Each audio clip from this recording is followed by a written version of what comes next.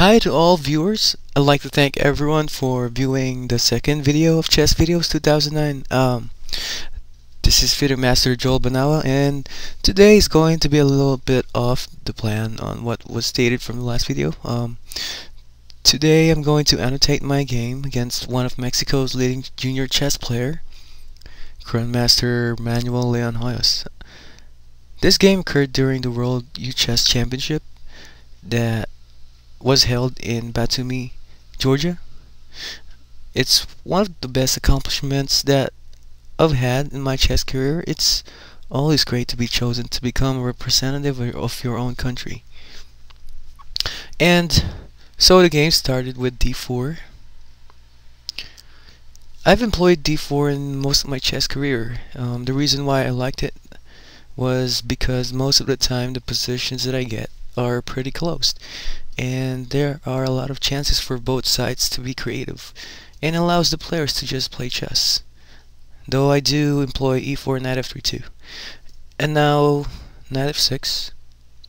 Knight f6 complies with the basic rules of chess, a multi-purpose move, controlling the center and preventing further advancement in the center.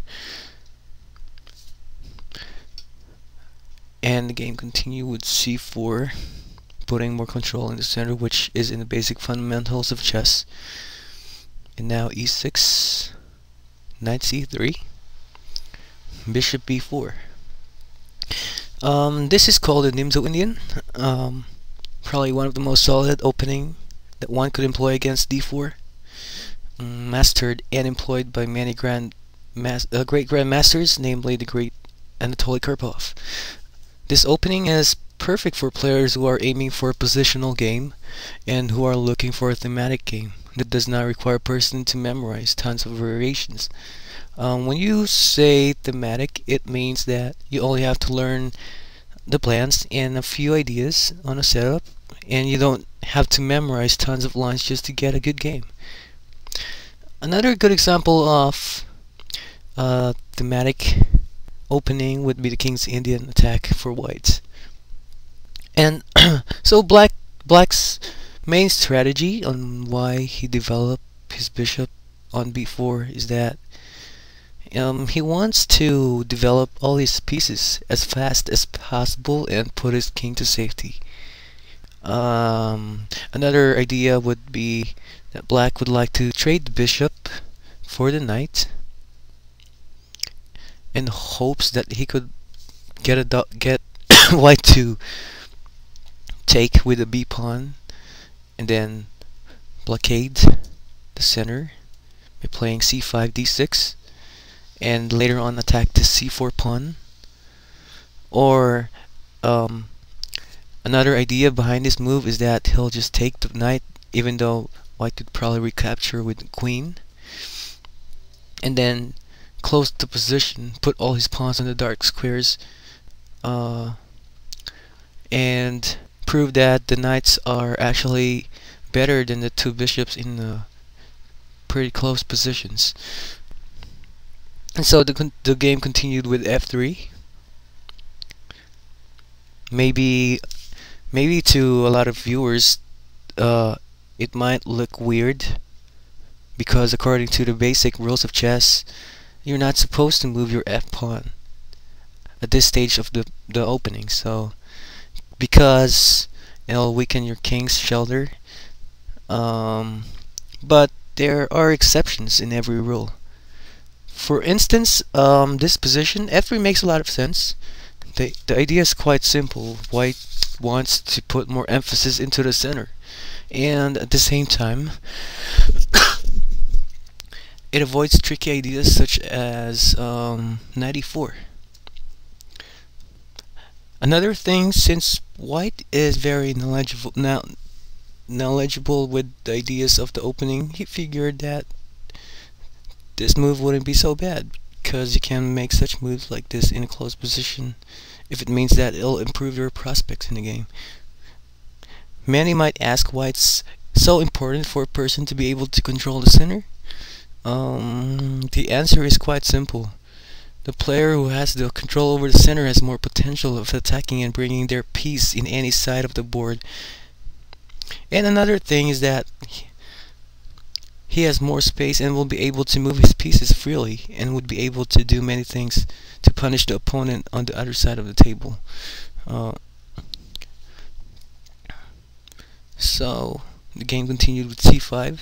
c5, an interesting choice by the Grandmaster. c5 is a move that allows white to occupy the center freely, but in exchange black is hoping that these center pawns would be more of a liability than an asset later on by attacking the pawns that are defending it. This idea is quite popular in this opening and other openings such as the French, like my previous video, and the Grunfeld defense. Allowing the opponent to freely occupy the center to prove that they have overextended themselves too much and would be a liability in most part of the game. Other alternatives here are d5. This move is considered the main line, and I would say that this is probably the best move for the best way for black to continue.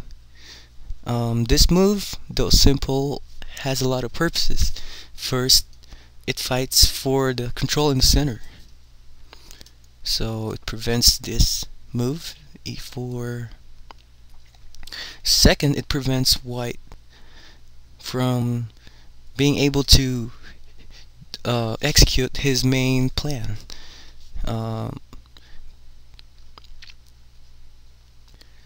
And it kind of makes f3 look silly, right?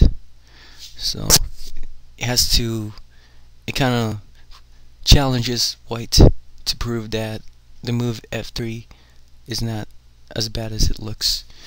So after d5, this is how the game usually goes. a3, bishop takes c3, b takes c3, c5, c takes d5, knight takes d5, d takes c5, which enters a very complicated position